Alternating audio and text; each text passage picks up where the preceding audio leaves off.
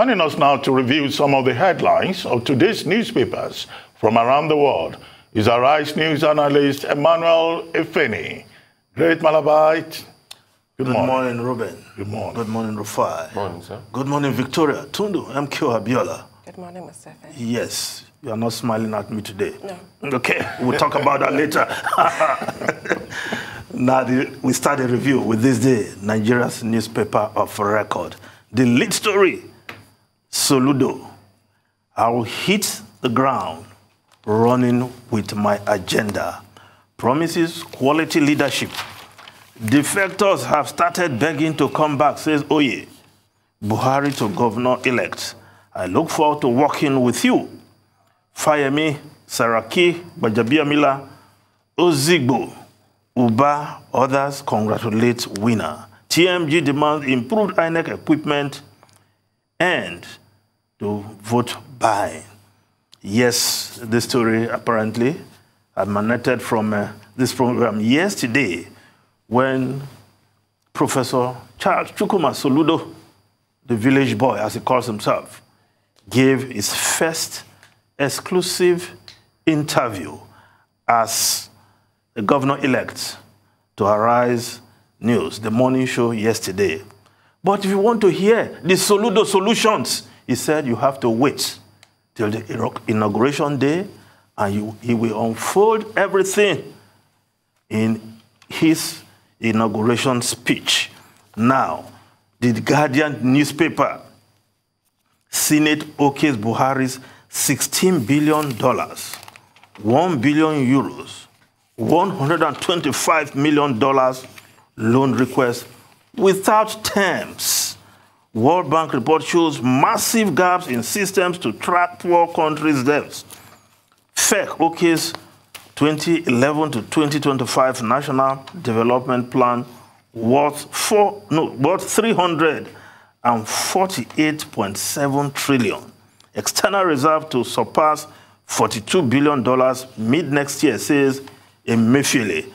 Yesterday, expectedly, the Senate okayed the president's loan request. But surprisingly, without even knowing the terms and the details, because after they passed that approval, they now asked that the presidency should send the details of the terms of those loans, how not to be diligent in your job. Now, in fact, if we look at the Daily Independent newspaper, the Daily Independent newspaper, yes, puts it this way. Above the masthead, Senate ignores red flag. Red flag, okays Buhari 16.2, 1.02 loan request. 6 swift prosecution of money launderers, terrorist financiers. Now, it has been said over and over again that the Nigerian government under President Muhammadu Buhari is borrowing too much. And as the Guardian puts it, if we go back quickly to the Guardian newspaper, the implication of Nigeria ever increasing debt service, however, is that the government is expending nearly all its revenue in servicing recurrent expenditure and debts, consequently causing the federal government to have recourse to foreign loans and thereby further increasing the nation's external debt profile. Well, we just look at other newspapers. Of course, the Vanguard newspaper, debt hits 44.5 trillion naira as Buhari gets nod for $16 billion loan bid. The Punch newspaper also has the debt stock story as its lead. Nigeria's debt stock hits 42.7 trillion. Senate okays fresh $16 billion loans. Now, above the masthead, APC governors lobby Malami to stop Buhari from signing electoral bill.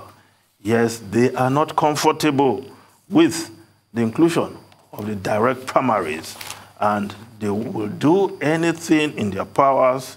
Of course, the PDP as a party also not comfortable with having direct primaries as the only option to elect their candidates, being entrenched in the new bill.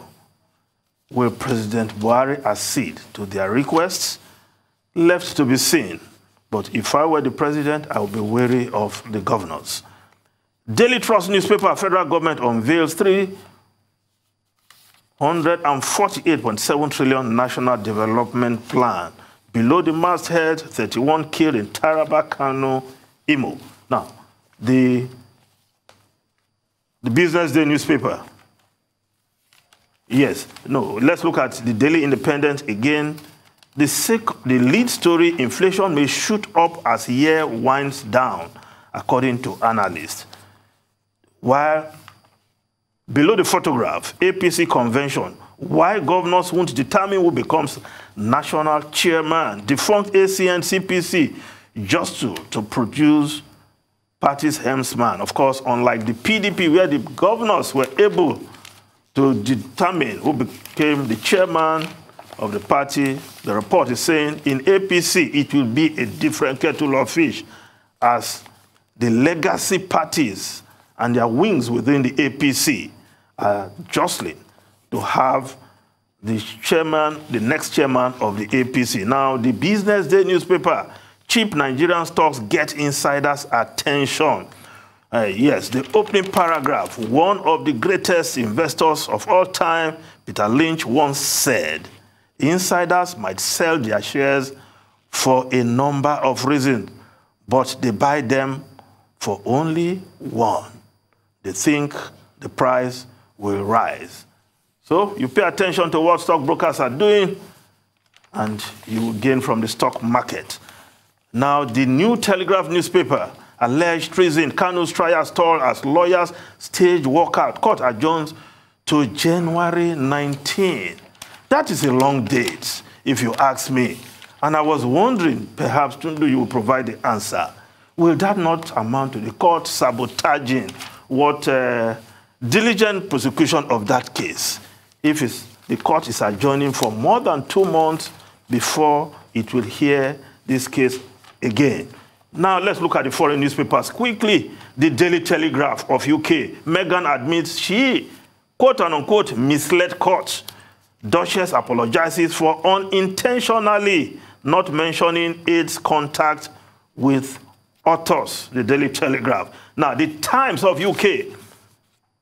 Fraud fears over firms follow millions. Hundreds of companies set up after scheme began and registered to get to just 5 addresses. A number of companies that benefited were only registered after the program started, and they collected monies, millions of dollars, of pounds from the scheme. But now there is an inquisition, and Her Majesty's Revenue and Customs have been ordered to recover 11 billion pounds in fraudulent or mistaken claim. Ruben Rufai. Time, it appears. Yes. We've run out of time, although I would have wanted to comment on the APC caucus meeting yesterday, looking at the section of the Electoral Act as amended that talks about direct primaries. But we don't seem to have enough time. But clearly there is some kind of conflict in terms of interest between lawmakers and also party leaders and governors. With the governors saying it will be expensive, with the lawmakers, the APC caucus in the House of Representatives, in the National Assembly, insisting that in fact it will promote greater democracy. Maybe there will be an opportunity another time, another day, to comment on this in greater detail. Thank you very much, Emmanuel Efene.